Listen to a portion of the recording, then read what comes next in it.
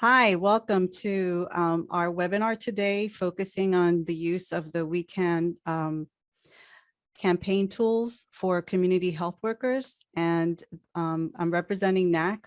Our mission is to promote efficient, high quality, comprehensive healthcare that is accessible, culturally and linguistically competent, community directed, and patient centered. We're celebrating 50 years of service. We have a large membership of community health centers across the country, and we're happy here to be presenting this topic with you today. Okay. So my name is Dr. Wanda Montalvo. I'm a senior fellow and team lead at NACC for public health integration. And I'm going to punt to my presenter so she can introduce herself and share more about her background. Good morning, good afternoon. I am Xochitl Castañeda, the director of the Health Initiative of the Americas at UC Berkeley School of Public Health, and partnering with HHS on the Juntos Si Podemos, Together We Can campaign against COVID.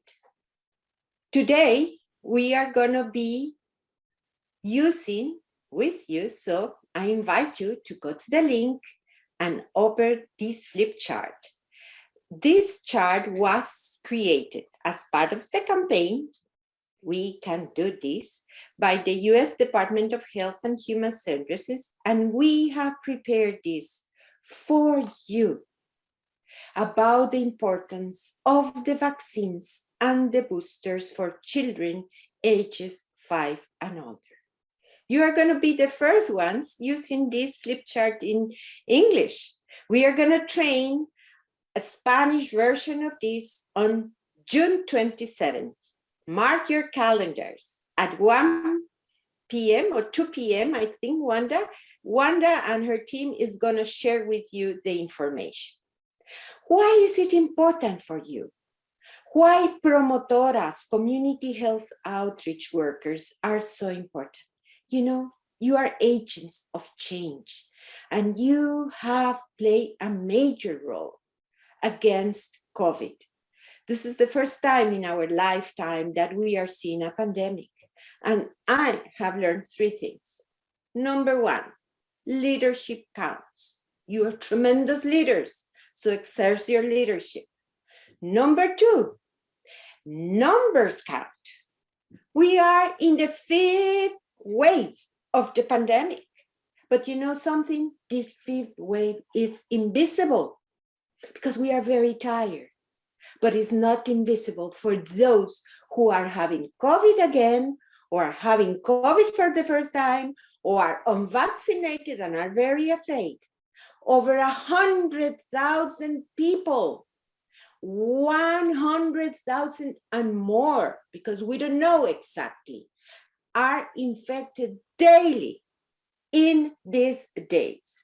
So that's what is important. And my 3rd thing, your partnering with other organizations is fundamental. And this is an example. You see HHS, NACC, that I love, partnering in this campaign to reduce the COVID damage in our beloved children. So we hope this will be a useful tool when you are reaching the Latinx population. This is mainly for the Latinx population, and as I said, it is also in Spanish. Especially, we are targeting the parents and the guardians you work with. Your role, my dear community health workers, is fundamental. You know, you are trusted messengers, and they believe you. You are credible sources of information, and this is critical because there is a lot of misinformation going there. So be careful, just bring the information. This is important because children are our future. And let me tell you, vaccines are essential for their health and development. This is not new. This has been the history of humanity. You wonder, why do we live more than previous generations? A role of vaccines on this is key. You know, people long time ago die earlier because they didn't have the capacity, their bodies didn't have the capacity to fight against. That's why vaccines, and especially in this pandemic, 1 million people have died in this country. That's not trivial. And you know, because we all have suffered from that, relatives, friends, and we kind of normalize something that is not normal. So now we have the instruments. Science has played a major role, developing vaccines, boosters, and now testings. Okay, so let me go a little bit on this flip chart. It's 13 slides, and it is designed to you really share the information with your public. So have it here, have your presentation here, and let's move forward. It won't last more than 30 minutes because we know people doesn't have much time. So that's why we designed this form. Each slide in the bottom has notes, and the notes will help you because they recommend questions to ask to the audience when you are passing it. But also, very important, if you don't know all the answers, there are the sources of information. So let's start here, Wanda. Thank you again for your commitment and dedication. Thank you. So I just forwarded to the next slide where its title says, what is COVID and how does it spread? Okay, so let me ask you, and that's the way you are going to handle this training. I will be training you, but you will kind of mirror me, or better, improve what I'm doing because you are the subject matters experts. You will ask the audience, do you know what COVID is? Wait there for the audience to answer you. If they don't answer you correctly, you will explain what is COVID and how does it spread. And again, this is in the bottom section of your notes. Okay, here it's important to emphasize that COVID is an illness. It's not an invention. It's not something that was acquired by whatever. It's an illness, and it's an illness caused by the SARS-CoV-2 coronavirus. We have had coronavirus for centuries, I will say, before we trace it, but for many, many years for sure. These coronavirus are families of viruses that usually cause illness, including, for example, some serious respiratory illness, the famous flus. And also develop, because virus develops and they create variants. That's why we are in Omicron now, 4.5, and perhaps we are going to be counting, okay? And is highly, highly contagious, as we have seen. And these variants are even more contagious, perhaps less lethal for some people who have acquired some immunity. But we don't know, because still there's people who's dying every day, around 300 people in this country. So how does this virus circulates and is spread? You know, tiny droplets that contain the virus come out from our mouth or from our nose. That is what is very important, that we don't touch our eyes once we have been outside, because we have been touching things that might have received the droplets, okay? So the closer you are to an infected person, the likelier you are to get infected if you don't take precautions. And we now know that there are mixed messages in the use of masks, but you know, really keep using it if you have any doubt, and wash your hands. And we are gonna focus now on the children, because that's the focus of this presentation. Let's go to the third slide. What should be considered when deciding? Because we are the ones who are going to decide for the children, the parents. That's what I said. This is targeted to parents and guardians. Why the child should be vaccinated? We know, you know, that there is a lot of theories. There is a lot of fears. It's normal. It's normal. This is the first pandemic. We are seeing serious pandemic in our lifetime. We saw the H1N1, but was not as global and with the magnitude of this, okay? The most important things that you need to know, as I said at the beginning, science has progressed, vaccines have been created, boosters, tests, and now even we have medicines when the severe illness appear. So children are at risk as adults, and perhaps more now because they came back to school. Some of us, we work remotely, but the majority of our kids are in contact with other children. And they can suffer and can have short and long-term complications. We don't want this. As I said, they are our future. We need to protect them as much as we can. Because, you know, this virus is not just the 3 days and now it's over. We don't know yet. It's too new. But we are learning from science that there are long-term complications, including inflammation in different parts of the body. So that is for our children. But, you know, we live in societies and children socialize as well, so they can infect others. So it's a moral responsibility.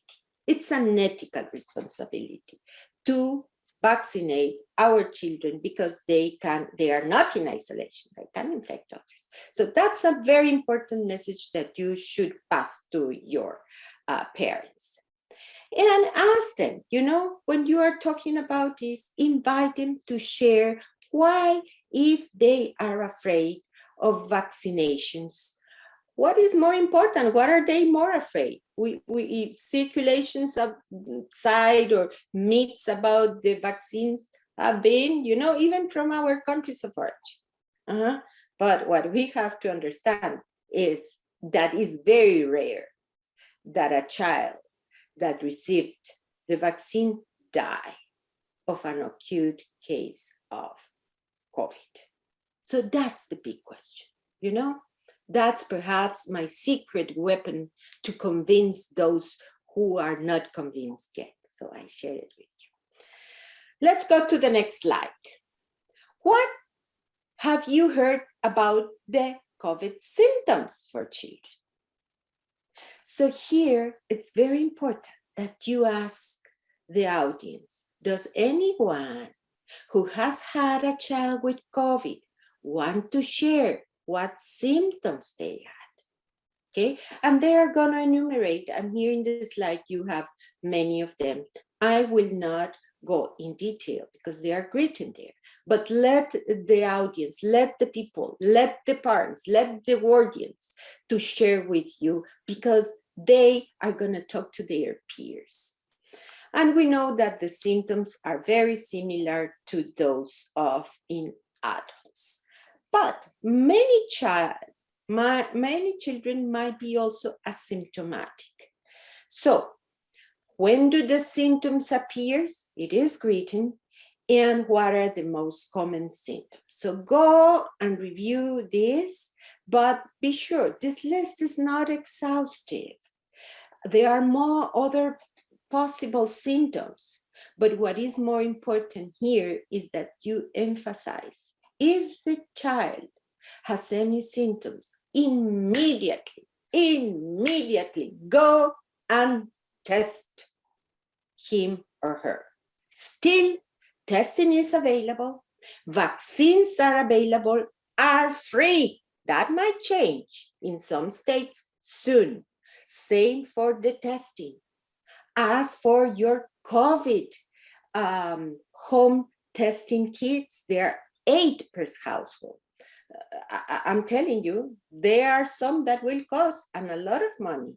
So if the child has any symptoms, immediately recommend to be tested, okay? And here at the bottom of the slide, you will have a lot of sources of information, and very important, when people ask you, where can I get tested, or where can I get the vaccines or the COVID test, there is a link to vaccines.gov. That is very easy. They will tell you by your zip code where, when, and it's important. This is for everybody.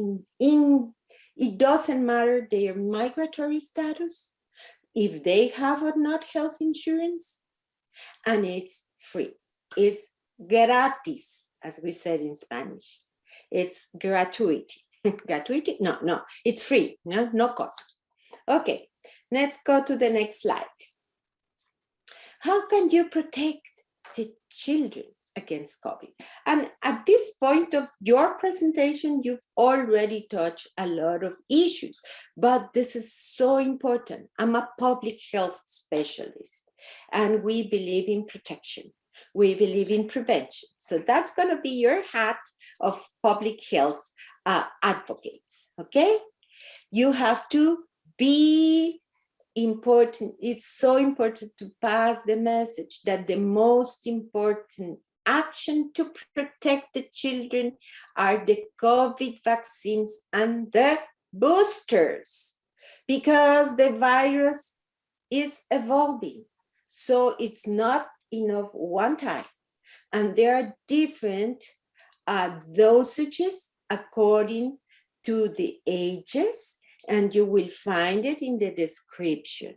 For example, you know, if your children is 12 and older, they can receive, but now they can receive a booster. And now Pfizer is the one that has been authorized, but there are others that might come. So be aware, be tuned.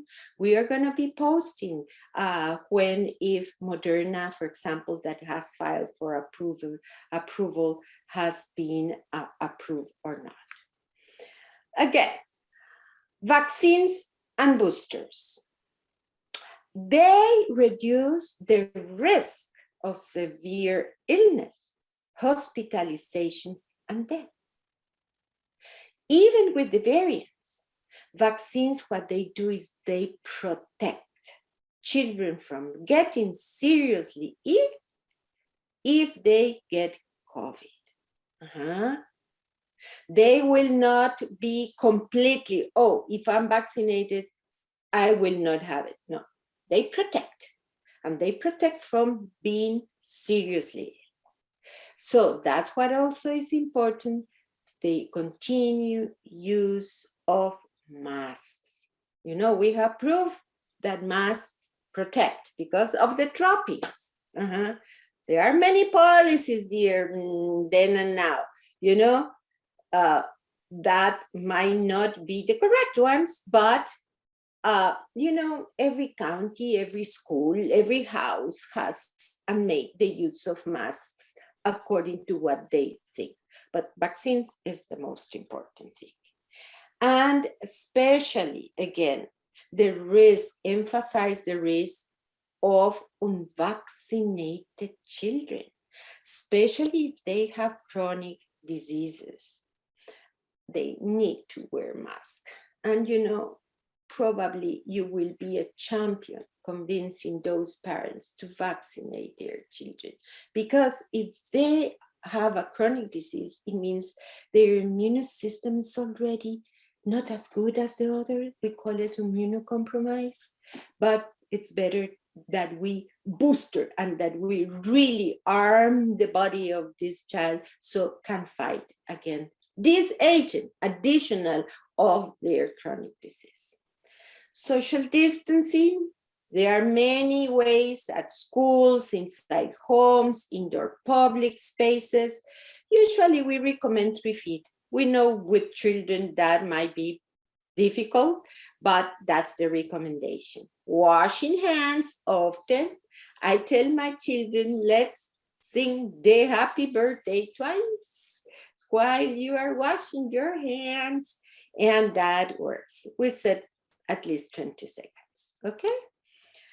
Let's go to the next slide. And I know you are going to have questions because I'm trying to train you, but you will have questions from your audience. So be prepared to consult your sources of information.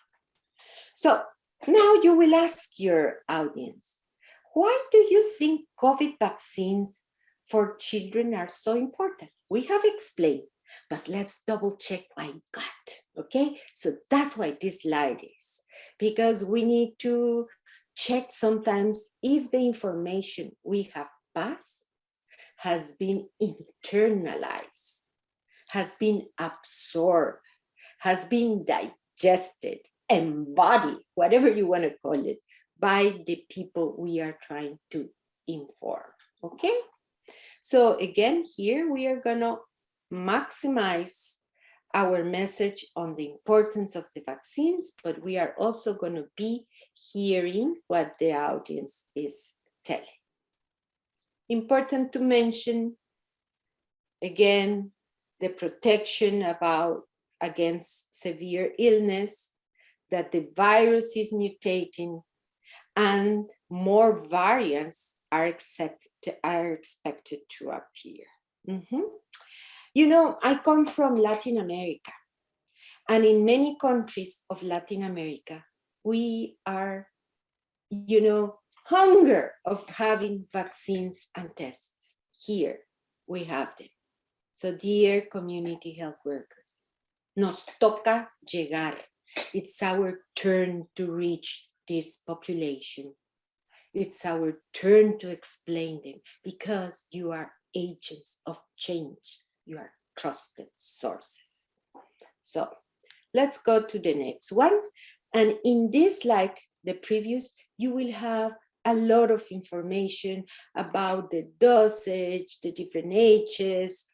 Important to mention some side effects, you know, because side effects are normal when we have a vaccine, whatever vaccine is. Sometimes we have fever, those are normal. Are you expecting not this one to be normal? But because there is a lot of rumors over there, people is so afraid. But you know, they are minimum. And it's important that you remind your people to not give their children over-the-counter medicines, such as ibuprofen, aspirin, or acetaminophen before vaccination, because that will not prevent the side effects. But if they can take them afterwards, if it's needed to alleviate side effects minor, they can do. Okay, and to keep their vaccination card safe, to take a photo of it, because this is going to be a passport for many things. Still is going to be, because we are tired of COVID, but COVID is not tired of us. So we don't know what new variants and what things. So the vaccination is going to be asked many times. So keep it handy, okay? Don't lose it. Okay, so now let's go. And no. Previous, please. Is that number 7? Yeah, okay. So we are going to ask here the audience, why do some parents have doubts about vaccinated children against COVID? And this is like a flow, you know, we talk, we see what they got, and now we are going to tell them to share with us their fears, their doubts, and it's our time to be open, really well prepared to give good responses, and not to pretend that in the 5 minutes we have with them, we are going to convince them. Let's schedule another meeting. Let's invite them to revise. Let's invite. There are many videos. There are many testimonies in many languages, both in our website together. We can ask in other websites, including those of NACHC. Okay? So we are going to ask the parents, why do some parents have doubts? Are COVID vaccines safe? And we are going to hear them, but we have to be ready and have our cheat to respond immediately. Because, you know, millions of children have gotten COVID vaccines. And this has been under the most rigorous safety monitoring way in the history of the United States. There has not been other better monitoring system than for elaborating, monitoring the vaccine, their effects, the boosters, than with COVID, and even more with children, because our government is really, really serious in this. And we are a leader in the world. So let's take this seriously, okay? There is no evidence that COVID vaccines will cause a lot of the disease that are like saying they're like infertility or like, you know, in the contrary. So let's move to the next one, slide number 8. And here we are gonna focus on the boosters, why the boosters are needed, and why it is important for our children age 5 and older to get a booster. Okay, boosters maintain the protection against COVID, including other variants. It's like the flu, you know, we have to take it many times every year because variants new appear, so we have to update the capacity. Every child 5 and older is eligible now to receive a booster. When 5 months after getting their second dose of the Pfizer BioNTech vaccine, that is the only one that we have now for children. Only the Pfizer BioNTech vaccine booster now is available for people younger than 18. Okay, that's very important to know. Okay, number 9, and we are approaching the end of our presentation. So invite the audience and ask them, is it possible to test a child for COVID at home?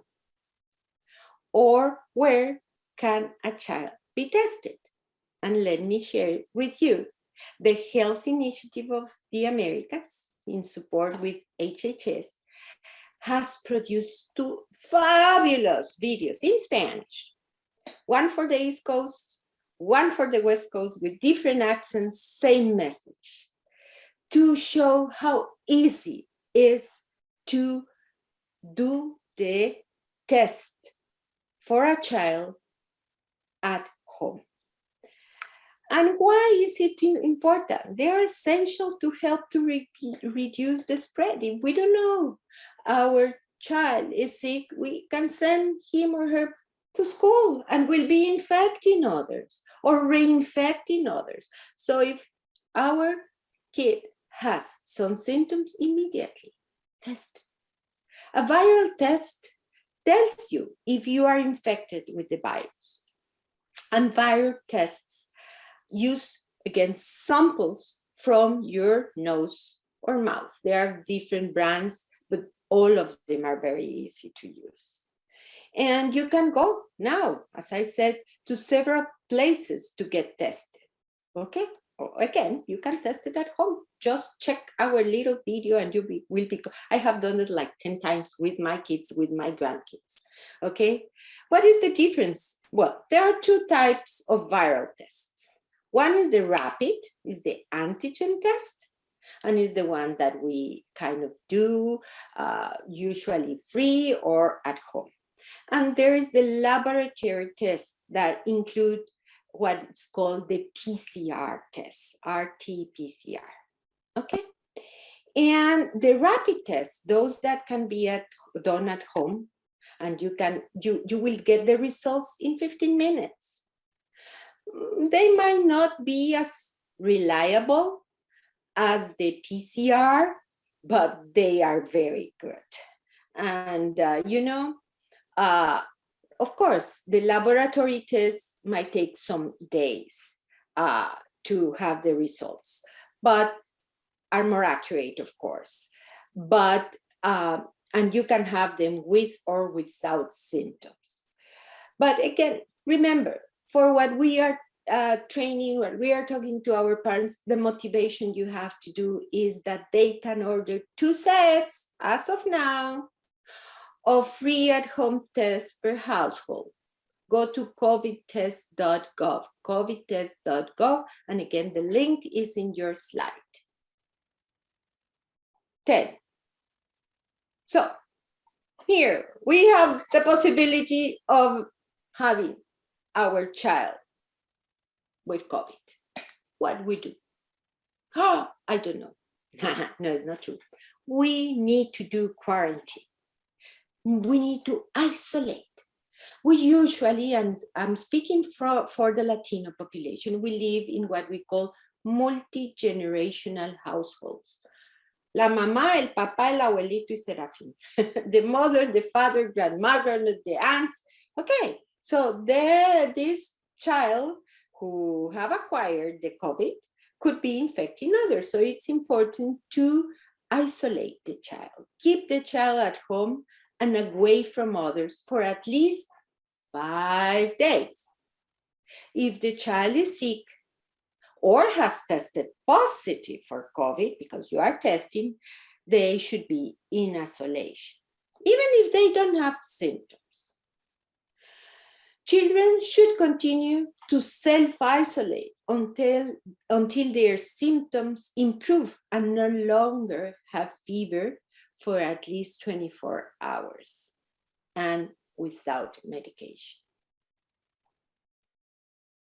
Whether children are quarantining or isolating, they should wear a well-fitted mask when are around others. Yeah, I love these little masks, but they are not, they are more decorative. When you or your kid do need to be in isolation, find a well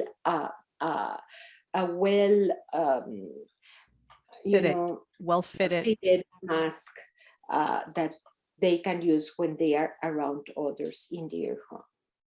What they do after quarantine or isolation? Well, they should continue to wear a well-fitted mask for at least another 5 days when they are around other people.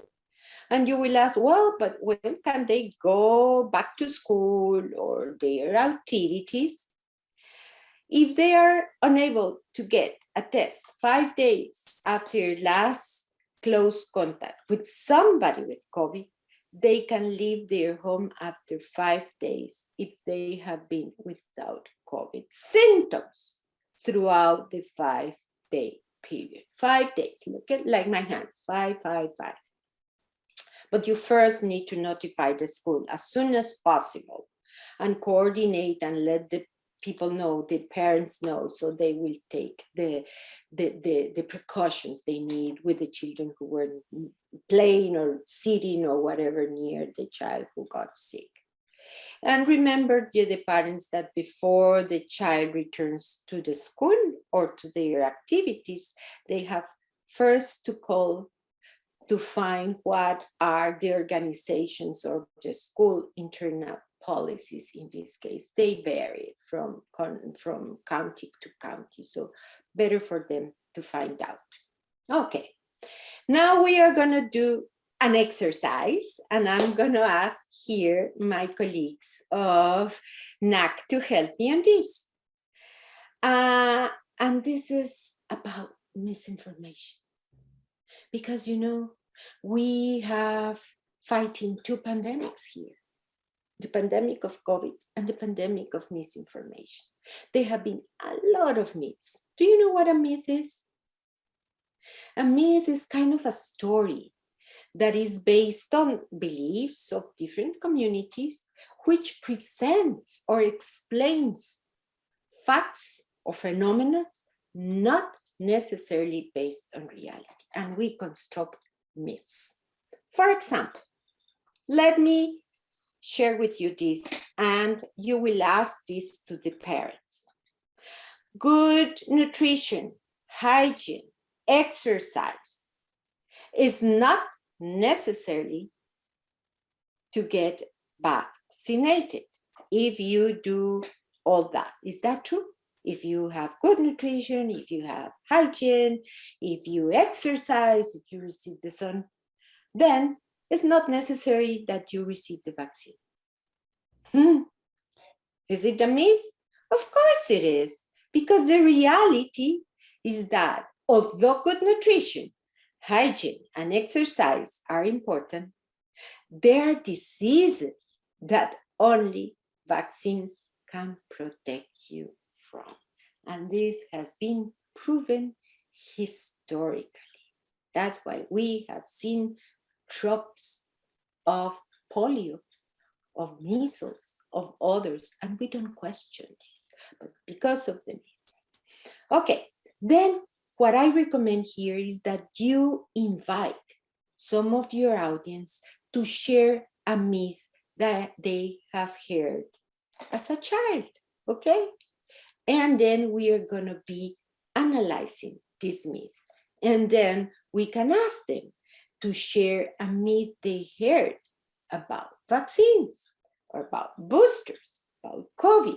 So again here, my dear community health workers, it is your opportunity to really, again, check if your target population got what you are trying to transfer as your information, okay?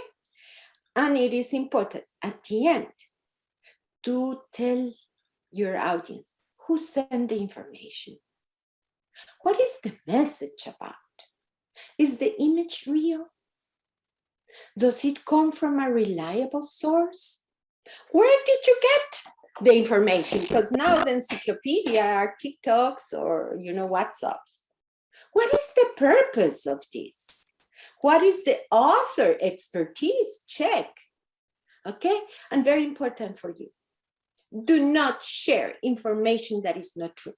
You are leaders, so don't get on that game, please, because they trust you.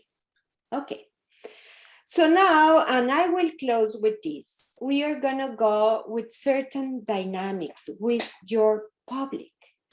I'm gonna play with you for a minute, but you have there, and be ready to have in a cotton base so you can put it, because this is, first you can print this flip chart, but it's also used to be remote because some people still, believe in COVID and are taking, and we have Zooms and we have webinars like we are having, and we are reaching a lot of people.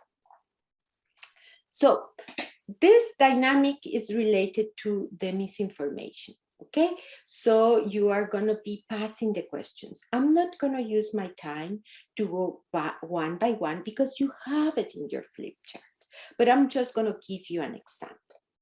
You are going to place in cotton paste in your computer, or when you are dealing with in-person meetings, is it too late to get the first COVID vaccine shot? Now they are just offering the boosters. Is it true or false? And you will get your audience to get involved on this. Well, the answer is that is false, because currently vaccines and boosters are available to everyone who is eligible. It means kids 5 and older. And we are going to go over where you can find the vaccines and boosters, okay? So you are gonna go with this, or include other questions that you think are part of your local needs or doubts. So this is a beautiful time to play. And with that, I'm gonna say thank you very much for the time you've spent in listening to me. But thank you, and this is my main, and I will not say thank you because it's a transactional relationship. I will say that I have gratitude for the work you are doing. Y sí se puede. Yes, we can do. Together. It's our time to make history. Muchas gracias. Gracias. I'm going to take it from there. Que sí se puede. I think that community health workers are essential. They're reaching sections of our country that they are really the primary force of sharing accurate information in their community. We will be sending out the We Can flip chart along with other information from the HHS We Can Do This campaign And NAC has put together information. There's information here on the website and phone number you can call to get more information about where you can get vaccine and information on tests. The We Can Do This website is incredible. They have information easily available in multiple languages. When you get to the site, this is what it looks like. On the top right-hand side, you'll see a little button that says Español. You could click that and all the content is translated over to Spanish. When you click over to this one site that has shareable resources, I just wanted to put this out. On the left-hand side, you can sort by the audience that you're trying to reach so that there's a lot of culturally appropriate tools available. There is languages, so you can go there and click on the language of the content that you're looking for, as well as topics. So it's as my colleague has shared, the flip chart that we have shared with you has content, as well as another backup that you should have is the We Can Do This website, because it has a lot of great information. There's a community health workers toolkit on the site, again, in Spanish and English, in addition to this flip chart. And there's some talking points that's, again, helpful tip sheet. I would also say that if you're in front of an audience or group and you find yourself, being faced with tougher questions, please refer the people to speak to their clinician, to their physician at a health center. We're a credible resource to them, and they'll be able to get information about testing, when they could get their vaccine and their boosters. There's recordings and other content that will be available to you here. Thank you so much, and we appreciate our partnership with HHS in this project, and thank you for what you do each and every day.